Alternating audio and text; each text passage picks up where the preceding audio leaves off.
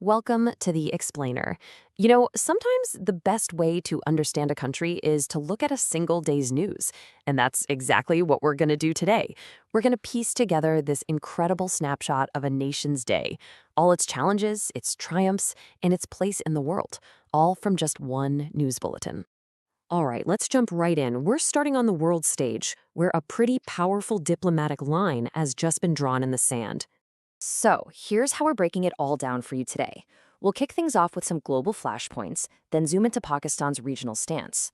After that, we'll see how the nation is weathering some serious storms, check out a huge story in the sports world, and finally, wrap up with security and the path forward.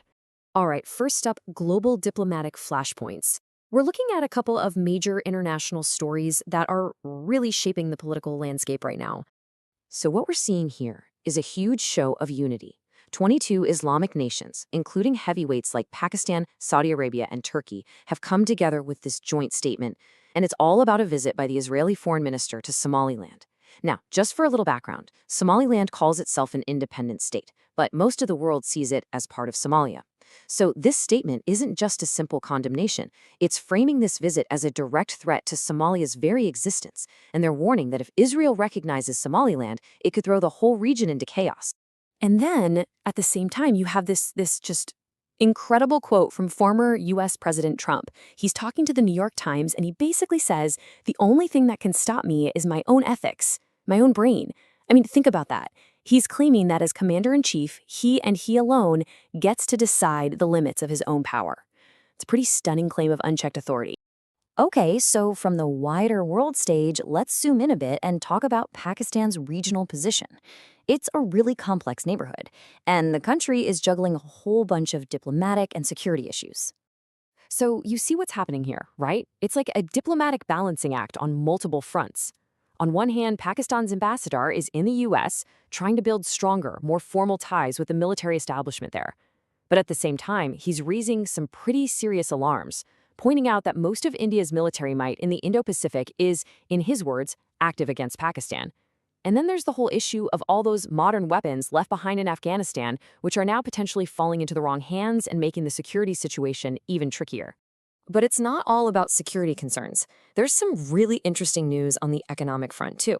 We've got the Daymak Group, a huge real estate developer from the UAE, showing some serious interest in investing in Pakistan. And they're not just looking at traditional real estate.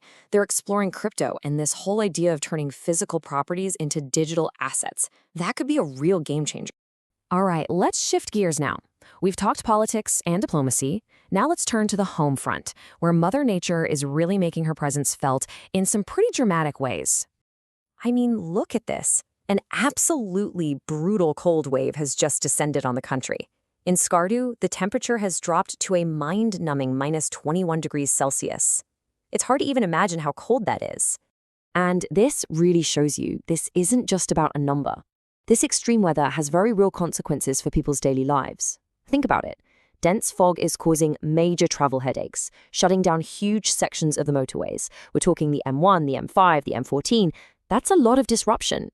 And it's not just the north.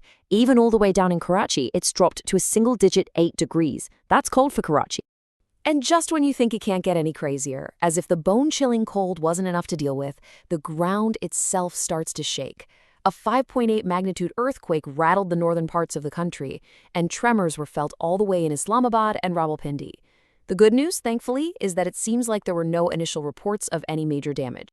Okay, we need to shift gears completely after all that. From freezing temperatures and earthquakes, let's turn to something that's bringing a lot of heat and excitement to the nation: cricket.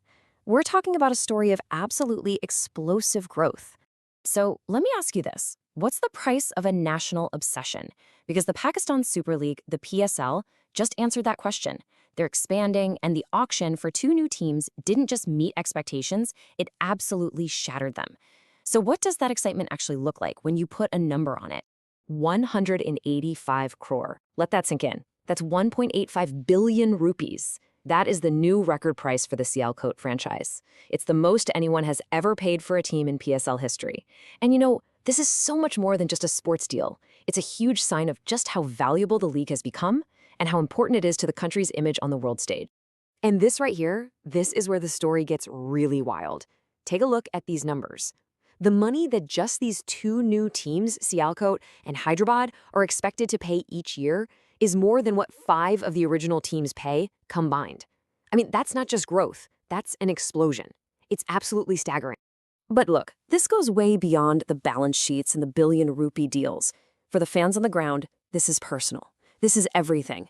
You can just feel the pure joy and excitement in what people are saying. Now PSL will be fun to watch. Our city's name will be famous. For the people in Sialkot and Hyderabad, this is a massive moment of pride. It's about seeing their hometown, their team, finally get to shine. Okay, so from that incredible high of celebration and national pride, we have to make a pretty hard pivot now. We're going back to one of the most serious and ongoing challenges the country faces: security.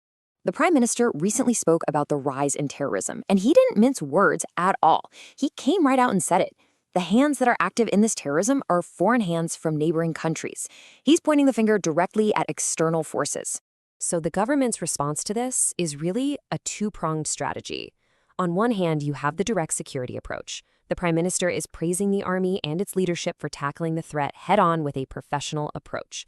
But on the other hand, there's a long-term plan. And it's a classic strategy for stability. You invest in the people. They're announcing plans to build 57,000 houses for flood victims in Balochistan and laying the groundwork for 5 new schools. The idea is to tackle the root causes of instability and build a better future. So at the end of the day, when you step back and look at this single snapshot in time, what do you see?